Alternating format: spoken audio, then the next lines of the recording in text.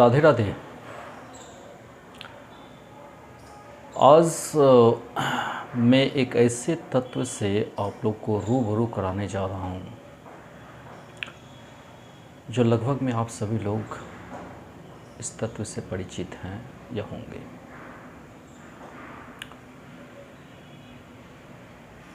इस घोर कलयुग में मैं देख रहा हूँ कि सत्संग नाम से लोग चिढ़ते हैं, भागते हैं इनसे। इनके पास समय नहीं है 5-10 मिनट के लिए कि किसी के साथ सत्संग करें, कुछ दिव्य ज्ञान की बात करें, आत्मा और परमात्मा की बात करें। इसके लिए ऐसी समय बिल्कुल नहीं है। लेकिन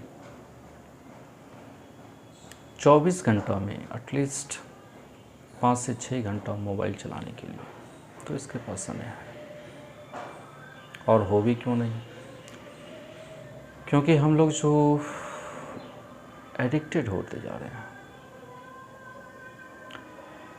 तो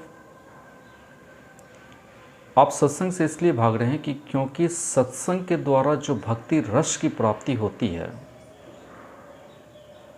उस भक्ति के रस को आज तक आपने चखा नहीं है। सत्संग के माध्यम से जिस ज्ञान की प्राप्ति होती है, जिससे आत्मा तृप्त हो जाती है, उस ज्ञान को आज तक आपने पिया नहीं है। तो चलिए, सत्संग का अर्थ क्या है? सत्संग का अर्थ है सत्य का संग, अर्थात सत्य का अनुसरण करना। सत्संग का अर्थ है सत्य का अनुसरण करते हुए उस परम तत्व को जानना जो अनंत और असीम है, जो आनंदमय है, जो ज्योतिष्णों से भरा हुआ है। उस परम तत्व का अनुभव करना। सत्संग से उस अखंड ज्ञान की प्राप्ति होती है, उस दिव्य ज्ञान की प्राप्ति होती है जिससे कई जन्मों की पिपासा, आत्मा की पिपासा, वह तृप्त होकर शांत हो जाती है। सत्संग करने से हमारे अंदर की मालिनता वह शालीनता में बदल जाती है और संवेदनशीलता आ जाती है। सत्संग एक ऐसा मार्ग है जिसके माध्यम से आप बहुत ही कम समय में ढेर सारा ज्ञान, अखंड ज्ञान की प्राप्ति कर सकते हैं। सत्संग एक ऐसा ज्ञान मार्ग है जहाँ पर जिनके द्वारा आपको उपदेश दिया जा रहा है, हो सकता है कि वे अपने लाइफ के 40 से 50 साल की एक्सपीरियंस को वह 1 महीना, 6 महीना या एक साल में उड़ेल दे।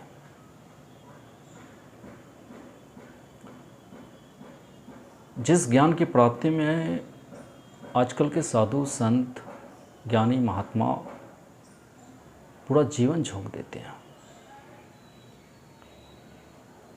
उस ज्ञान को आप सत्संग के माध्यम से कुछ ही क्षणों में प्राप्त करके अपने आप को बदल सकते हैं।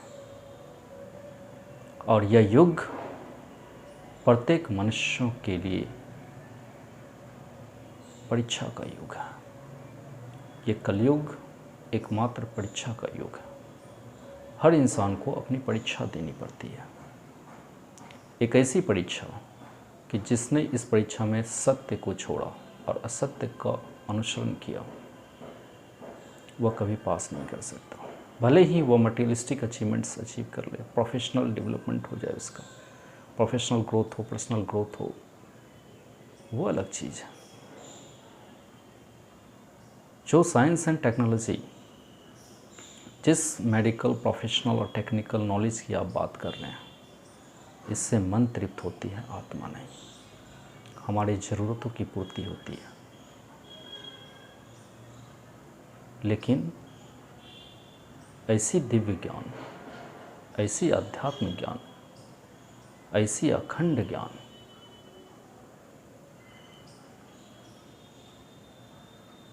जो केवल आत्मा और परमात्मा से संबंध रखता है, वह केवल और केवल मात्र आत्मा को तृप्त करती है।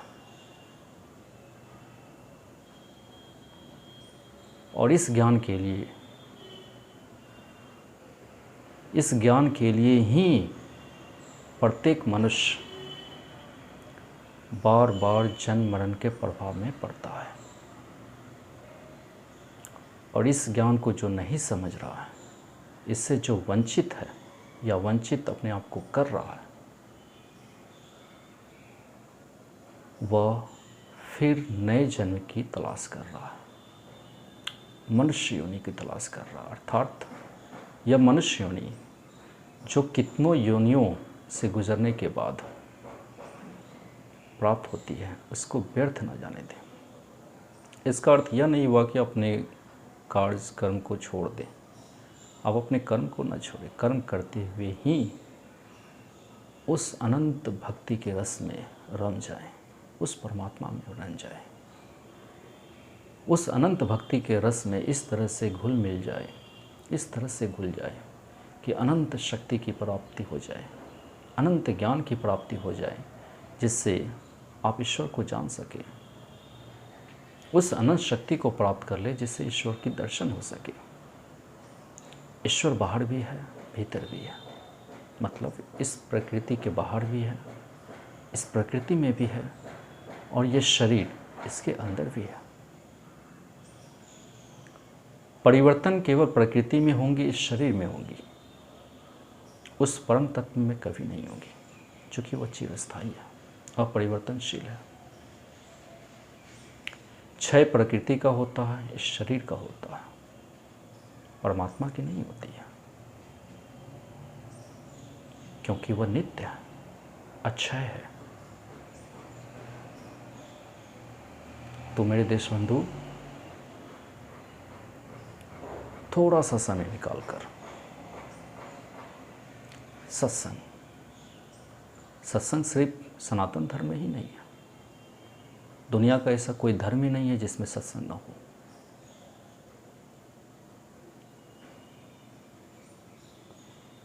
तो सत्संग के माध्यम से आप अपने अंतःकरण में ऐसी ज्ञान की ज्योति को, अखंड ज्योति को प्रज्वलित कीजिए। इस सत्संग के माध्यम से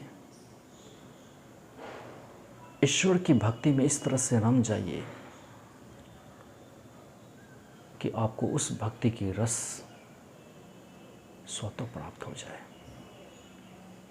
वह अखंड ज्योति, वह अखंड ज्ञान आपको स्वतः प्राप्त हो जाए, और आप भी संत महर्षियों की तरह ज्ञानी, संवेदनशील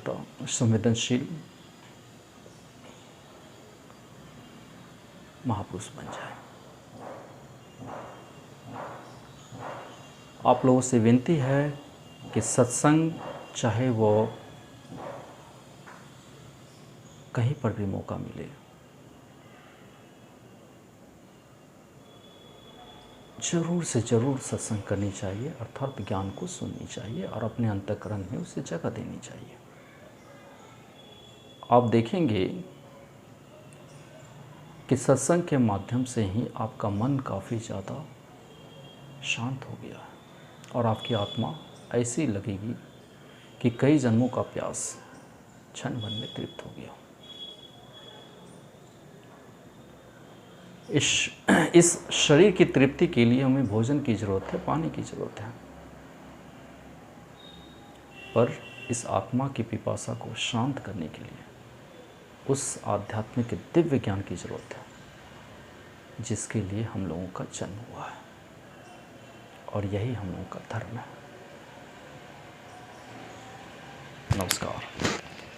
Subscribe the channel.